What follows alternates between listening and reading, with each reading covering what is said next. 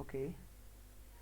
हाँ जी, नमस्कार, स्वागत है आपका इस चैनल पर और आप जुड़ चुके हैं मेरे साथ। मैं हूँ आपका दोस्त नवनीत मिश्रा। आज बात करने वाले हैं पैडागोजी स्पेशल जो सीरीज चल रही है हम लोगों की केबीएस के लिए, परीक्षा में छपने वाले प्रश्न यानी परीक्षा में फंसने वाले प्रश्न। आज का सेशन 5वां सेशन होगा हमारा। बहुत ही अच्छी तरीके से कर रहे हैं। आज के जो क्वेश्चन है ना, एकदम मज़ा आ जाने वाला है भाई, है ना। तो सभी लोग बने रहिए लगातार हमारे साथ और बात करने वाले हैं। तो सेशन को लाइक शेयर कर दीजिए दोस्तों के साथ। जो लोग नए हों वह चैनल को सब्सक्राइब कर सकते हैं, है ना। तो मज़ा आएगा, साथ में चीज़ें करेंगे। लेकिन सबसे बड़ी चीज़ होती है कि थोड़ा मनोबल मेरा बढ़ जाए यार। मार दो लाइक का एक शेयर यार। इतने दिन से काम कर रहा हूँ आपके लिए, है ना। चलिए, तो शेयर कर दीजिए जो भी यार नहीं पहुँच पा रहे हैं, या जो नेसेसरी लोग हैं ना यार, जो नीड है चीज़ों की, है ना। सबको नहीं बताना है। हम्म कि भाई सबको बताने लोग, अरे भाई ये चीज़ वो चीज़, है ना। तो अब अभी ये मान लो कि अभी अभी आपको बताना है किनको, जिनको ज़रूरत है, नीड है। क्योंकि लगातार प्रैक्टिस आपकी ज़रूरी है। प्रैक्टिस नहीं करेंगे तो समस्या हो जाएगी और आप चीज़ों को कर नहीं पाएंगे। तो पहला क्वेश्चन देखते हैं कि विकास का कौन सा सिद्धांत बताता है कि विकास में अक्सर कई क्षमताएं शामिल होती हैं जो कि अलग अलग दिशाएं लेती हैं, विभिन्न प्रकार के परिवर्तन या स्थिरता को दर्शाती हैं। बताइए। सभी लोग जवाब देंगे जो जोड़ पाए हैं। सभी को नमस्कार, गुड इवनिंग गाइज। तो पहला क्वेश्चन गाइज आप लोगों को देखना है। पहला क्वेश्चन क्या कहता है? पहला क्वेश्चन है कि विकास का कौन सा सिद्धांत बताता है कि विकास में अक्सर कई क्षमताएं शामिल हैं जो कि अलग अलग दिशा लेती हैं, विभिन्न प्रकार के परिवर्तन या स्थिरता को दर्शाती हैं। ठीक है, ये चीज बतानी है। तो पहला आपका दिया गया है कि विकास बहुआयामी होता है। दूसरा दिया गया है कि विकास आजीवन होता है। और तीसरा है सी, विकास बहुविषयक होता है। चौथा, विकास प्रासंगिक होता है। सही जवाब देना होगा आपको, जिसके लिए मिलेगा आपको 1 नंबर। है क्या मिलेगा? 1 नंबर। सभी लोग जवाब दें। तो देखते हैं कि पहला दिया गया है कि विकास बहुआयामी होता है। तो विकास क्या होता है? बहुआयामी होता है। ये आपका राइट आंसर हो जाता है। क्या? विकास बहुआयामी होता है। ठीक है, विभिन्न आयामों में होता है। विकास कह सकते हैं कि आप सतत चलने वाली प्रक्रिया है। कैसी है? सतत चलने वाली प्रक्रिया है। साथ में विकास में निरंतरता होती है। क्या होती है? निरंतरता होती है। क्रमबद्धता होती है। एक पैटर्न यानी सीक्वेंस में चलता है। क्या चलता है? पैटर्न में चलता है। मतलब सभी जगह का पैटर्न आपको सेम मिलेगा, चाहे आप जिस देश के हों। वहाँ अगर शैशवावस्था होती है उस उम्र में, तो शैशवावस्था यहाँ भी होगी, चाइल्डहुड वहाँ भी होगी, सेम स्टेजेस होंगी। ठीक है, तो यह विकास का पैटर्न का सिद्धांत हो जाता है। सतत चलने वाली प्रक्रिया है, निरंतर चलने वाली प्रक्रिया है। ठीक है, विकास में उतार चढ़ाव होते रहते हैं। ठीक है, उतार चढ़ाव होते रहते हैं यूं। ठीक है, कैसे? स्क्वायरल, स्क्वायरल है। ठीक है, अगला क्वेश्चन देखते हैं। चलो अभी स्टार्टिंग है, आराम आराम करते हैं और बढ़िया से समझेंगे। ठीक है, बढ़िया समझेंगे क्या होगा। हाँ, दूसरा क्वेश्चन दिया गया है। दूसरा क्वेश्चन क्या कहता है? दूसरा क्वेश्चन कहता है कि सामाजिक सांस्कृतिक दलों का उदाहरण कौन सा है? क्या? सामाजिक सांस्कृतिक दलों का उदाहरण कौन सा है? यहाँ सामाजिक सांस्कृतिक दलों की बात हो रही है, जहां पर दिया गया कि मस्तिष्क की परिपक्वता की बात हो, या बुद्धिमत्ता, सी है आपका गरीबी, या डी है ईमानदारी। तो सामाजिक सांस्कृतिक दलों के उदाहरण की बात हो रही है, यानी सोशियो कल्चर की बात हो रही है। तो वहां पर यह कहां से संबंधित है? गरीबी से। क्या? गरीबी से। सी आपका राइट आंसर हो जाता है। क्या? गरीबी से संबंधित है। अगला क्वेश्चन देखते हैं। अगला क्वेश्चन आपकी स्क्रीन पर तीसरा क्वेश्चन है। तीसरे क्वेश्चन के लिए तीसरा क्वेश्चन क्या कहता है कि उन क्षेत्रों की पहचान करें जिसमें बच्चों की वृद्धि और विकास होता है। क्या? विकास होता है। उन क्षेत्रों की पहचान करना है जिसमें बच्चों की वृद्धि और विकास होता है, यानी ग्रोथ एवं डेवलपमेंट। ठीक है, वृद्धि और विकास की बात हो रही है। तो पहला आपका है शारीरिक, दूसरा संज्ञानात्मक, तीसरा है सी सामाजिक और भावनात्मक, चौथा है डी उपरोक्त सभी। सभी लोग जवाब देंगे, ठीक है। बताइए, उन क्षेत्रों की पहचान करना है जहां पर जिसमें बच्चों की वृद्धि और विकास की बात होती है। तो वृद्धि और विकास में क्या है भाई, सबसे बड़ी चीज है ग्रोथ एंड डेवलपमेंट की बात हो रही है। ग्रोथ और डेवलपमेंट में आपको पता है शारीरिक भी होगी, संज्ञानात्मक भी होगा, सामाजिक और भावनात्मक भी होगा। चारों ये पक्ष सम्मिलित होते हैं, आपको पता है PCSE इस प्रकार से होता है। तो ये चारों पक्ष आपके होते हैं, ठीक है। Physical, cognitive, socio and emotional, या कभी कभी इसको सोशियो इमोशनल भी कह देते हैं। चलिए, तो उपरोक्त सभी यानी डी आपका राइट आंसर हो जाता है, डी आपका राइट आंसर हो जाता है। अगला क्वेश्चन, अगला क्वेश्चन क्या कहता है, चौथा क्वेश्चन आपकी स्क्रीन पर है कि व्यवहार और कौशल सीखने की प्रक्रिया को संदर्भित करता है, बड़े समाज के भीतर एक छोटे समूह के सदस्यों के रूप में उपयुक्त होता है।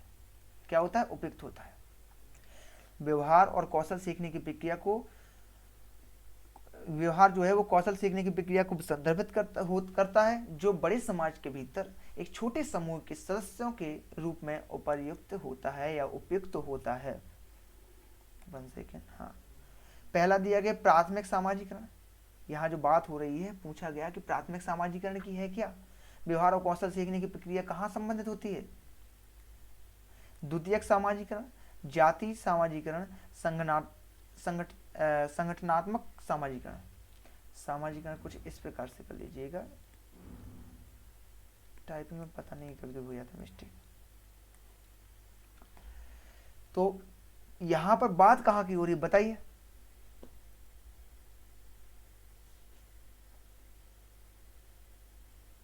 बताइए। तो व्यवहार और कौशल बच्चा कहां से सीखेगा ये बताइए ना। व्यवहार और कौशल सीखने की बात हो रही है तो बड़े समाज के भीतर एक छोटे समूह के सदस्यों के रूप में उपयुक्त है, तो द्वितीयक सामाजिकरण हो जाएगा। यानी 4 कारक होते हैं, 4 कारक होते हैं। प्राथमिक आपका परिवार होता है, ठीक है, फिर स्कूल होता है, उसके बाद समूह होता है, यानी जहाँ ग्रुप लर्निंग बच्चा सीखता है, या विद्यालय के लिए स्कूल में ही आ जाता है, और चौथा आपका संचार होता है, ठीक है। यह 4 कारक होते हैं जो प्रभावित करते हैं बच्चे के विकास को। तो व्यवहार और कौशल की बात हो रही है, व्यवहार और कौशल ये 4 कारणों से होकर के गुजरता है, उसके बाद बचपन के ये कारण होते हैं, ठीक है। द्वितीयक सामाजिकरण इसका राइट आंसर हो जाएगा। क्या हो जाएगा, द्वितीयक सामाजिकरण, यानी B is the right answer. क्या है, B is the right answer. अगला क्वेश्चन बताइए, 5वां क्वेश्चन आपकी स्क्रीन पर है। बाल विकास पर दो प्रमुख प्रभाव क्या है। तो बाल विकास, चाइल्ड डेवलपमेंट की बात हो रही है, उस पर 2 प्रमुख प्रभाव क्या है यह आपको बताना है। पहला आपका दिया गया है कि संस्कृति और समाज, यानी कल्चर और सोशल।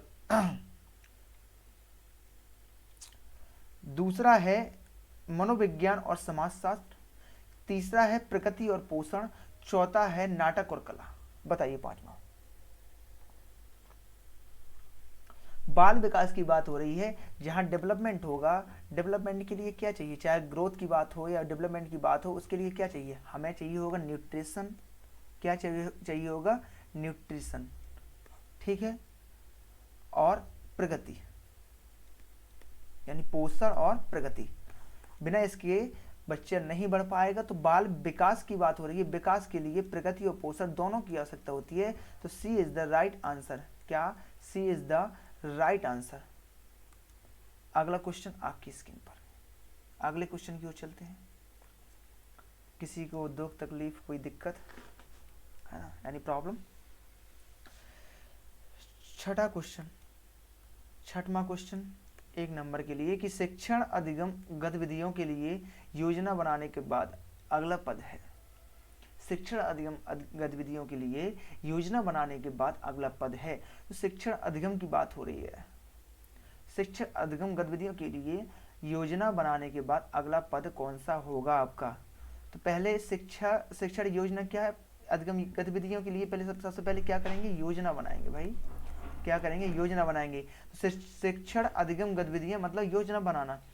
फिर क्या करेंगे, उसके बाद अगला पद छात्र अधिगम का मूल्यांकन करेंगे। क्या, या शिक्षण अधिगम गतिविधियों का आयोजन करेंगे, या शिक्षण अधिगम योजना, या दोनों, एक और दो? बताइए बताइए।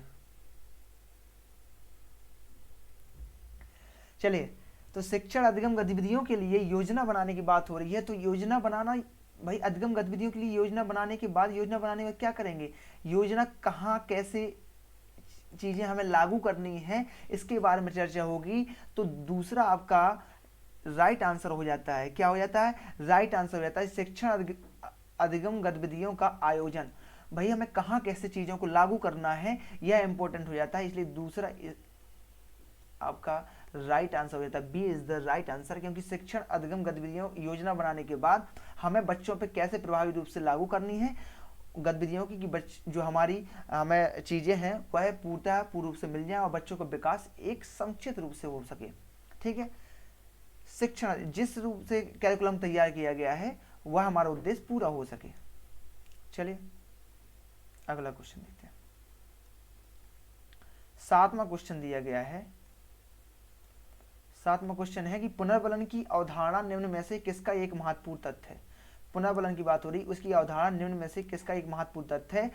ए ऑप्शन दिया गया है कि अधिगम का शास्त्रीय अनुबंधन का सिद्धांत। जो पुनर्बलन की अवधारणा है वह किसका तथ्य है भाई? शास्त्रीय अनुबंधन का सिद्धांत का, या अधिगम का क्रिया प्रसूत अनुबंधन का सिद्धांत, या अधिगम का गैस्टॉल्ट सिद्धांत, या अधिगम का परीक्षण और त्रुटि का सिद्धांत? यह आपका बेहरिज्म से पूछा गया है, यानी व्यवहारवाद से पूछा गया है। ठीक है, ये बताइए, आपको बताइए। पुनर्बलन की अवधारणा की बात हो रही है, तो पुनर्बलन की अवधारणा की बात अगर होती है तो कौन है भैया? कौन है? B is the right answer, कि अधिगम का क्रिया प्रसूत अनुबंधन का सिद्धांत जो है वह पुनर्बलन की अवधारणा को महत्वपूर्ण तत्व मानता है, या पुनर्बलन की अवधारणा इससे लिया गया है। क्या? क्रिया प्रसूत अनुबंधन से। क्रिया प्रसूत अनुबंधन से। यह सिद्धांत दिया किसने था? स्किनर ने दिया था। किसने? स्किनर ने दिया था। किसने दिया था? स्किनर ने। यह कौन थे? अमेरिकी वैज्ञानिक थे। स्किनर क्या थे? अमेरिकी वैज्ञानिक थे। वही क्या थे? अमेरिकी वैज्ञानिक थे। चलिए अगला क्वेश्चन देखते हैं। 8वां क्वेश्चन आपकी स्क्रीन पर है कि निर्देश तैयार करते समय एक शिक्षक को यह सुनिश्चित करना चाहिए कि उसके निर्देश क्या ना करें। ठीक है, निर्देश तैयार क्या ना करें। यहाँ क्वेश्चन क्या ना करें। निर्देश तैयार कर दिए हैं शिक्षक ने, और फिर उसको यह सुनिश्चित करना चाहिए कि वह बच्चों को क्या प्रॉब्लम उत्पन्न ना करे, बच्चों में क्या समस्या उत्पन्न ना करे। पहला है पाठ की सुविधा ना दे। भाई पाठ की सुविधा तो देनी है ना। पाठ क्या है? इसके फोल्डिंग, इसकी बायोगॉस की बात करते हैं। पार देना यानी एक सहायता देना। ठीक है, जैसे आप टमाटर में देखते हैं, टमाटर जब एक ही बॉल होती है ऊपर की ओर जाती है, तो इसको ऐसे करके यहाँ कुछ बांध देते हैं या इसको कुछ खींच देते हैं जिससे यह ऊपर की ओर चली जाए, यानी इसको कहते हैं पार देना। क्या है? पार देना, सहायता देना जिससे वह बढ़ सके। तो ठीक उसी प्रकार से बच्चों में देते हैं। तो ये तो इंपॉर्टेंट है। छात्रों को भ्रमित और हतोत्साहित न करना। तो भाई दूसरा है आपका कि छात्रों को भ्रमित और हतोत्साहित नहीं करना चाहिए। भ्रमित नहीं करना है, उनको निर्देश जो देना है भ्रमित ना हो छात्र। क्या ना हो? भ्रमित ना हो। ठीक है, भ्रमित नहीं होना चाहिए। आपका भाई भ्रमित हो जाएंगे तो दिक्कत हो जाएगी। फिर क्या हो जाएगी? दिक्कत हो जाएगी। हमें पाठ्यक्रम को इस तरीके से तैयार करना है कि पाठ्यक्रम एकदम लचीला हो, अधिगम एकदम सुगम तरीके से हो जाए। ठीक है, और अधिगम कैसा हो जाए? सुगम तरीके से हो जाए। अगला क्वेश्चन देखते हैं, इसमें कोई दिक्कत? बताइए। अगला क्वेश्चन है आपकी स्क्रीन पर कि 9वां क्वेश्चन है। कौन सा है? 9वां क्वेश्चन है। पियाजे के अनुसार किस अवस्था में बच्चा ठोस चीजों में अधिक तार्किक हो जाता है? ठोस चीजों की बात हो रही है, लेकिन उसमें अमूर्त विचारों का अभाव होता है। यह क्वेश्चन एक बार मैं पहले भी करा चुका हूं। कुछ इसी टाइप का क्वेश्चन था कि पियाजे के अनुसार किस अवस्था में, अवस्था की बात पूछी है जिसमें ठोस चीज़ों में तो अधिक तार्किक हो जाता है, मतलब जो सामने चीज़ें दिख रही है, चाहे उसको ये पेन दिख रहा है तो वो समझ जाएगा ये पेन है, मतलब ठोस चीज़ों में जो चीज़ दिखती है उसमें तो वह तार्किक हो जाता है, लेकिन उसमें अमूर्त विचारों का अभाव होता है, मतलब जो चीज़ें नहीं दिखती हैं, जो वस्तुएं अमूर्त हैं, जो दिखती नहीं हैं, उनकी विचारों का, फिजिक्स जैसे जो कॉन्सेप्ट होते हैं वह दिमाग में नहीं रख पाता है, उनका विचारों का अभाव होता है। तो कौन सी अवस्था में होता है यह आपको बताना है, कौन सी अवस्था में होता है। तो पहला आपका दिया है पूर्व संक्रियात्मक अवस्था, दूसरा है संवेदी गामक अवस्था, तीसरा है मूर्त संक्रियात्मक अवस्था, चौथा है औपचारिक संक्रियात्मक अवस्था। 9वें का आपको जवाब देना है, बताइए। तो ठोस चीजों की बात हो रही, तार्किकता कब आती है बच्चे में, तर्क करने की शक्ति का विकास आपका मूर्त संक्रियात्मक अवस्था में होता है। कब होता है, मूर्त संक्रियात्मक अवस्था में होता है। कब होता है, मूर्त संक्रियात्मक अवस्था में होता है, ठीक है, यह है आपको। और मूर्त संक्रियात्मक अवस्था की बात करें तो कब होती है आपकी, 0 से 2 संक्रियात्मक अवस्था, 7 से 11 आपकी संवेदीगामक अवस्था होती है। क्या होती है, सॉरी एक सेकेंड मैं क्या लग गया, 1 सेकेंड।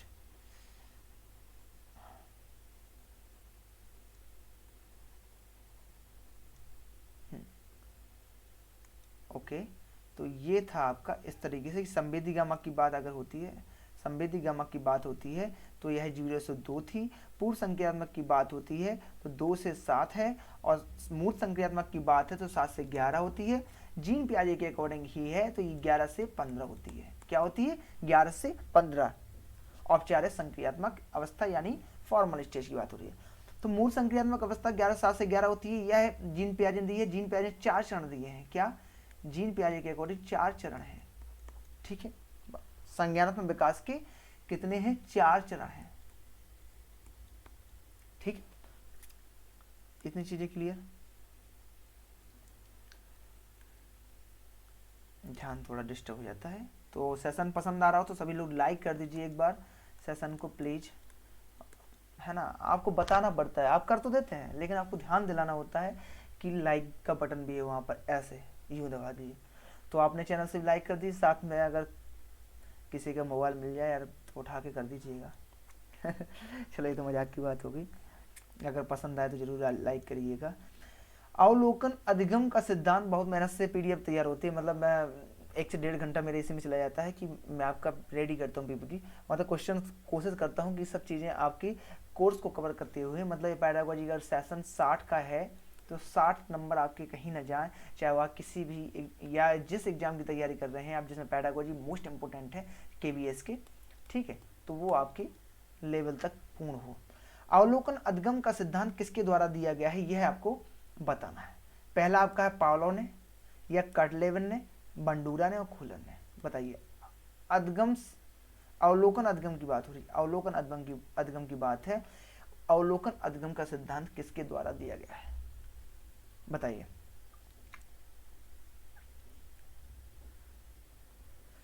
बताइए,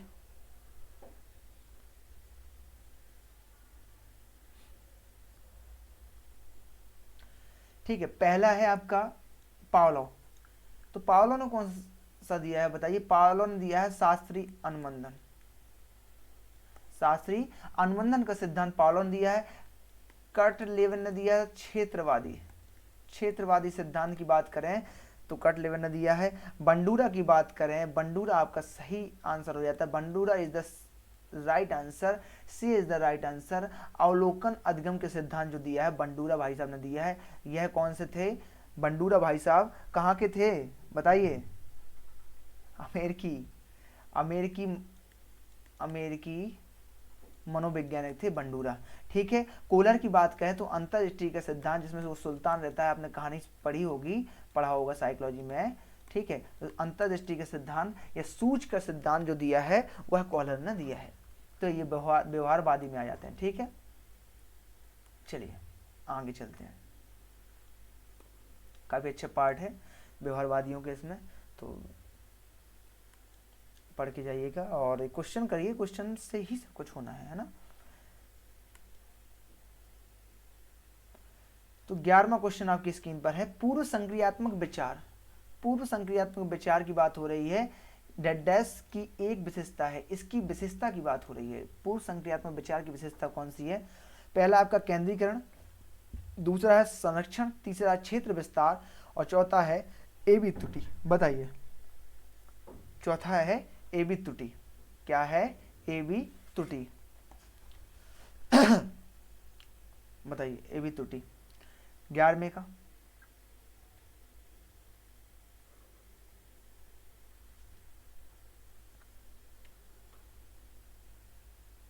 भाई पूर्व संक्रियात्मक की बात हो रही है यहाँ पर। पूर्व संक्रियात्मक यानी 2 से 6 वर्ष की, अभी बताया मैंने आपकी, 2 से 6 वर्ष की अवस्था होती है, ठीक है। सबसे बड़ी चीज है केंद्रीकरण, इसका राइट आंसर रहता है। क्या एक विशेषता है? केंद्रीकरण। इसमें क्या होता है, बच्चा जहां एक विचार पर केंद्रित हो जाता है तो उसी विचार के बारे में या उसी विचार के एक पहलू पर, कहां पर? एक पहलू पर रुक कर के सोचता है, उसका केंद्र बिंदु यही हो जाता है जिससे वह चीजें अच्छे से कर पाता है, ठीक है। तो पूर्व संक्रियात्मक विचार की बात हो रही है। पूर्व संक्रियात्मक विचार में केंद्रीकरण होता है, बच्चे के अंदर क्या होता है? केंद्रीकरण। तो यह इसकी एक मुख्य व्यवस्था हो जाती है। क्या? मुख्य विशेषता हो जाती है, सॉरी, मुख्य विशेषता हो जाती है, या कह सकते हैं मुख्य गुण हो जाता है। अगला क्वेश्चन आपकी स्क्रीन पर, दूसरा क्वेश्चन, 12वां क्वेश्चन सॉरी, दिया गया है कि वाक प्रशिक्षक संचार सहायता का उपयोग डैश बच्चों के लिए सहायक सहायता के रूप में किया जाता है। तो वाक प्रशिक्षक संचार सहायता की बात हो रही है, तो उसका उपयोग बच्चों के लिए किस लिए किया जाता है, उस डिवाइस का बताइए, ठीक है। पहला आपका दिया है श्रवण बाधित, दूसरा दिया गया वाक बाधित, तीसरा है दृष्टि बाधित और चौथा है शारीरिक रूप से विकलांग। बताइए, बताइए, श्रवण बाधित, वाक बाधित, दृष्टि बाधित या शारीरिक रूप से विकलांग? बताइए।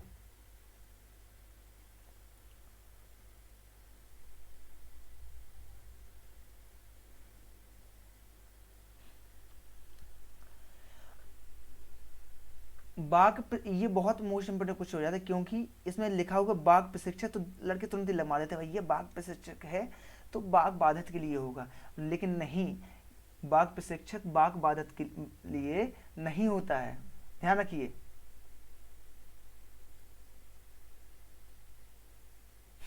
चलिए देखते हैं, तो बाघ प्रशिक्षक क्या कहलाता है? आपके स्पीच ट्रेनर, यार स्पीच ट्रेनर की बात हो रही है, स्पीच ट्रेनर, ठीक है। इसकी संचार सहायता का उपयोग किसके लिए? जब स्पीक होगा तो स्पीक यानी बोलने से संबंधित है, लेकिन स्पीच ट्रेनर तो किसके लिए उपयोगी होगा? जो सुनने में असफल होंगे, जो सुन नहीं पा रहे होंगे, उनके लिए यह महत्वपूर्ण हो जाता है। तो श्रवण बाधित बालकों के लिए या युवकों के लिए होता है वाक प्रशिक्षक संचार सहायता, ठीक है।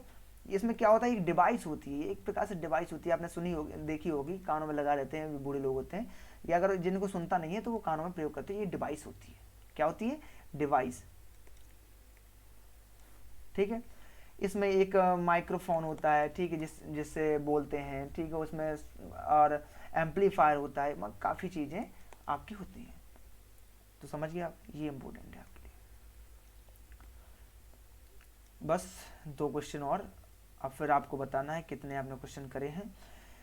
13वां क्वेश्चन है, निम्नलिखित में से कौन सा विकासात्मक विकार का उदाहरण नहीं है? विकासात्मक, डेवलपमेंट विकार की बात हो रही है भाई। विकासात्मक विकार ये क्या कहाँ होता है? बचपन में होता है। कहाँ होता है? बचपन के विकार की बात हो रही है, बचपन में स्टार्ट हो जाता है आपका, ठीक है। बताइए, पहला है आत्म विमोह यानी ऑटिज्म, दूसरा है बी दिया गया है प्रमस्तिष्क, और तीसरा है पश्च अभिघात तनाव या पोस्ट ट्रॉमेटिक और न्यून अवधान सक्रिय विकार यानी ADHD जिसे कहते हैं। तो बताइए 13वें का कौन सा होगा?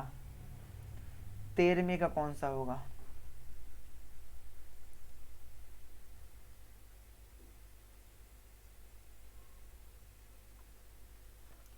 बताइए। आत्म विमोह होगा या प्रमस्तिष्क होगा या पश्च अभिघातज तनाव होगा या न्यून अवधान सक्रिय विकार होगा, यह आपको बताना है। ठीक है, अभिघातज तनाव की बात हो रही है, अभिघातज तनाव की बात हो रही है। ठीक है, यहाँ पर अभिघातज तनाव की बात हो रही है, यानी विकासात्मक विकार का एक ही उदाहरण है अभिघातज तनाव, नहीं है, सॉरी नहीं है, विकासात्मक विकार का एक उदाहरण नहीं है अभिघातज तनाव। 3 उदाहरण है, आत्म विमोह, प्रमस्तिष्क और न्यून अवधान या सक्रिय विकार। ठीक है, ठीक है, चलिए। समुदाय निम्नलिखित में से किस पर एक वॉच डॉग है? वॉच डॉग की बात हो रही है, वॉच डॉग मतलब समझ रहे, देखने वाला कुत्ता नहीं। ठीक है, समुदाय की बात हो रही, कम्युनिटी की बात हो रही, तो कम्युनिटी किस प्रकार से, कम्युनिटी किस प्रकार से एक वॉच डॉग का काम करता है, मतलब दूसरों को देखने का काम करता है, किस प्रकार से वॉच डॉग है? सरकार पर या लोगों पर या समाज पर या स्कूलों पर? कम्युनिटी की बात हो रही है। ठीक है, तो कम्युनिटी कहाँ करेगी? वॉच डॉग का काम स्कूलों पर करेगी। कहाँ करेगी? स्कूल पर करेगी। वह इस प्रकार से देख सकती है, आप कम्युनिटी की बात करें, कम्युनिटी में कौन आता है? अभिभावक आते हैं आपके, अभिभावक। ठीक है, अभिभावक आते हैं, अभिभावक देख सकते हैं कि वहाँ पर पढ़ाई हो रही नहीं हो रही है, बच्चों के लिए सही से व्यवस्था है, या मिड डे मील की व्यवस्था हो रही है, सही से मिड डे मील में जो भोजन दिया जा रहा है वो सही दिया जा रहा है, बच्चों की किस प्रकार से विकास हो रहा है। इस प्रकार से समुदाय का महत्वपूर्ण, अगर समुदाय किस पर एक वॉच डॉग है तो स्कूल पर वॉच डॉग है, इसका पूर्ण अधिकार है स्कूल पर निगरानी करने का। वॉच डॉग यानी निगरानी, क्या? निगरानी। चलिए, अगला क्वेश्चन एवं लास्ट क्वेश्चन आपकी आज की क्लास का 15वां क्वेश्चन दिया गया है। ठीक है, 15वां क्वेश्चन क्या कहता है भैया? 15वां क्वेश्चन क्या कहता है? परिवर्तनकारी नेतृत्व शैली किस पर आधारित है? किस पर आधारित है? अत्यधिक नियंत्रित प्रशासन पर, विजन दृष्टिगोचर के आधार पर परिवर्तन, या अच्छी भावनाएं और इच्छा शक्ति, या चौथा दिया गया पदानुक्रम पर विश्वास। परिवर्तनकारी नेतृत्व शैली किस पर आधारित है? बताइए।